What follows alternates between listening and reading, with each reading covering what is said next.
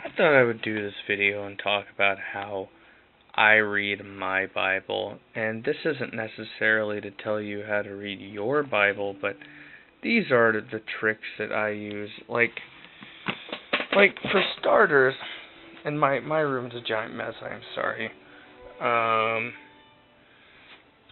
I use these. I will take one off or whatever, and because I'll read and I'll get bored, I'll hit Numbers or Leviticus or whatever, and I'm just like, I'm not feeling this right now. And there's nothing wrong with getting, not really being into the book that you're reading.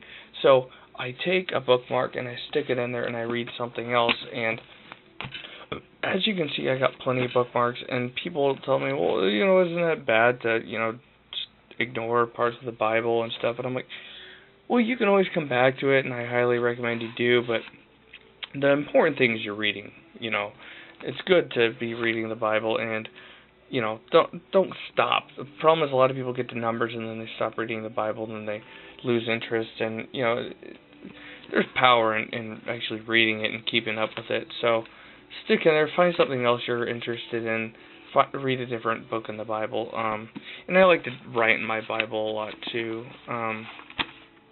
I can only find one page, which I have, but and another trick is if you go to Proverbs, and I am a horrible, evil man because I can never find books in the Bible, you will notice that it has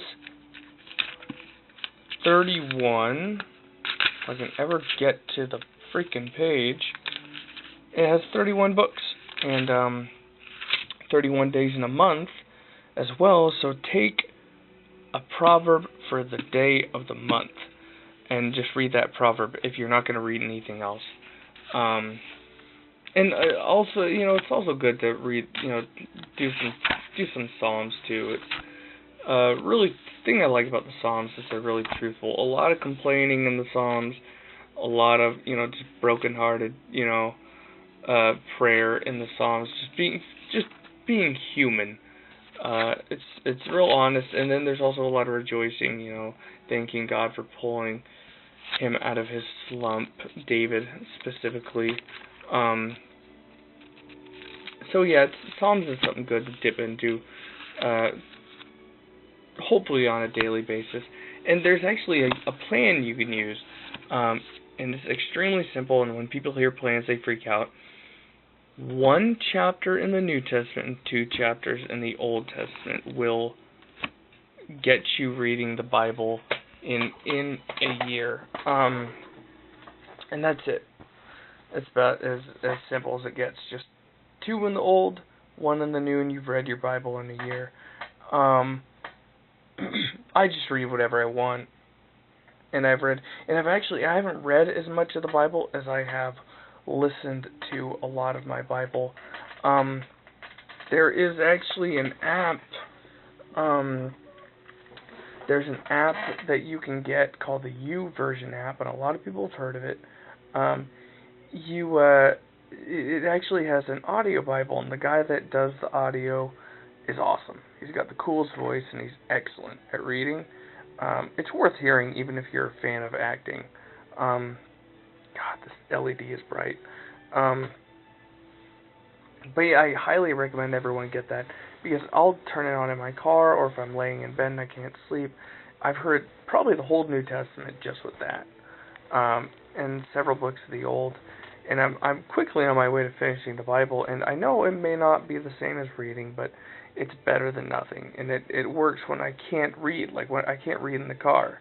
And it's a free app, so I strongly recommend everybody get that app. It's really good.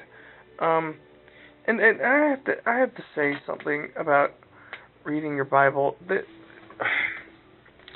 Sorry, I'm flipping the camera around so much. It's terrible. I'm sorry. There's something unique that happens when you read your Bible, and there is a pursuit of God element to it.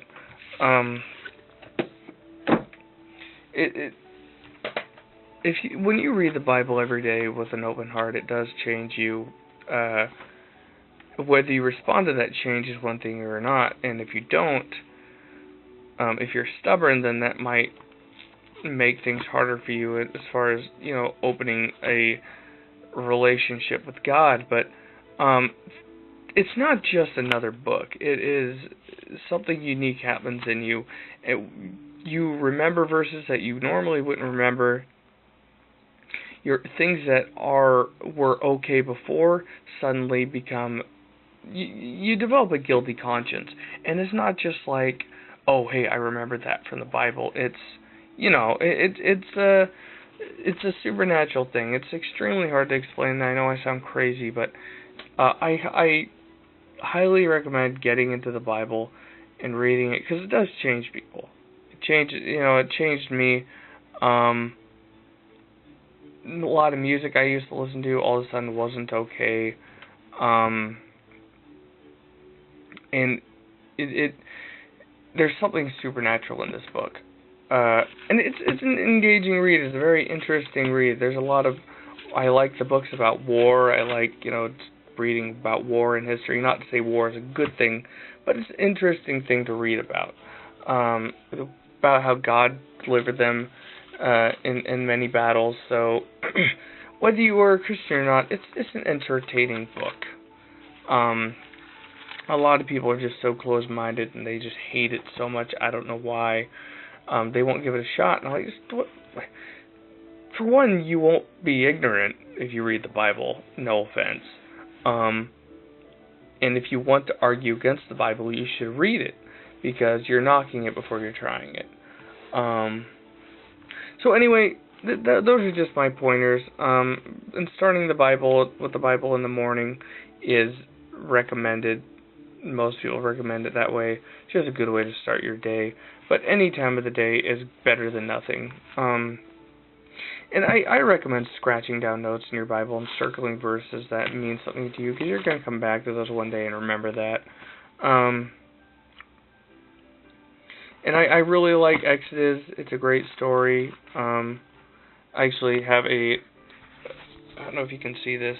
I don't have a front lens on my phone, but I got a tattoo on my chest because I love the story of Moses so much, of the burning bush. But yeah, that's all I have today. Sorry I droned on so damn long. Excuse my language. So yeah, that's all I got for you guys today.